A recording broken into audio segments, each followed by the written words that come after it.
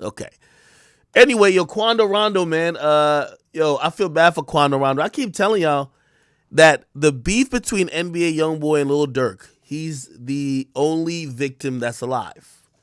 Well, him and Lil Tim, honestly, because everybody else has used that situation, exploited it, and their career has gone up. They're making diss songs while Quando Rondo, his career has been killed. Like nobody, again, I've told you about the conversation I had with YoungBoy when we were on speaking terms. The industry don't want to playlist the nigga. The industry don't want to acknowledge him because they do feel like showing him favor means it's a disrespect to Vaughn, right? And now his career is basically in turmoil because the industry is choosing to not support him based on something he did, which some people could say is a street situation. You get what I mean? Here's the thing. Because of that, and we see it a lot with rappers, and I'm going to just call it what it is. Now, if you ask me, and I'm not here sitting blaming NBA YoungBoy at all, but somebody got to go take care of Quando Rondo. When you hear Quando Rondo is being indicted on drugs, rappers start selling drugs when they're broke. Let's just call it a spade. Rappers start selling drugs when they can't book shows. Rappers start selling drugs when the income that they used to get from music ain't coming in no more.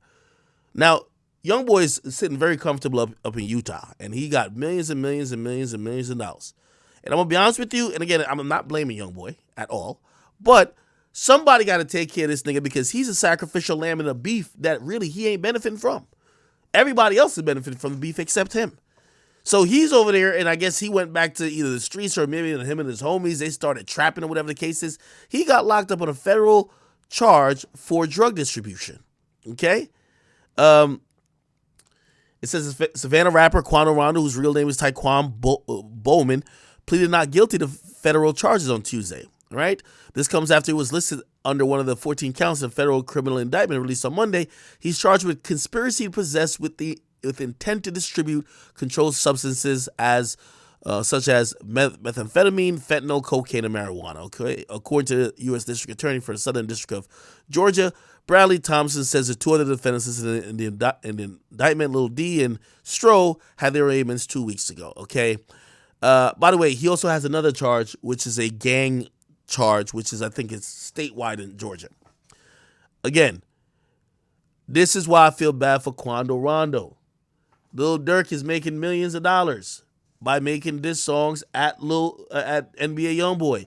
NBA YoungBoy is making millions of dollars by making diss songs at Lil Durk, and also by even cleaning up on Al-O, taunting King Von.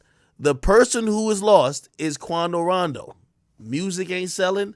Music isn't profitable enough to keep his lifestyle going. Has to turn to the streets, turn into selling drugs. Shitty situation, if you ask me. It's a shitty situation. Okay? Also, I think he lost his cousin. You know what I mean? I think we could clearly say that this whole beef has not helped him at all. Okay? God, thank you for that comment. You just reminded me. He said Quando Rondo said YoungBoy gave him $1 million. Which, by the way, again, that's what I'm trying to say. I know YoungBoy little stands are going to be like, yo, Ike, you're hating on yo. I'm not saying it's YoungBoy's fault. But I'm just telling you how sometimes, especially in this music game, in the industry, some people are expendable and they become chopped liver. And who that person is in this situation is Quando Rondo. Right? And obviously, yes, he did admit that YoungBoy gave him $1 million. Shit. Here's the unfortunate truth about most of these rappers.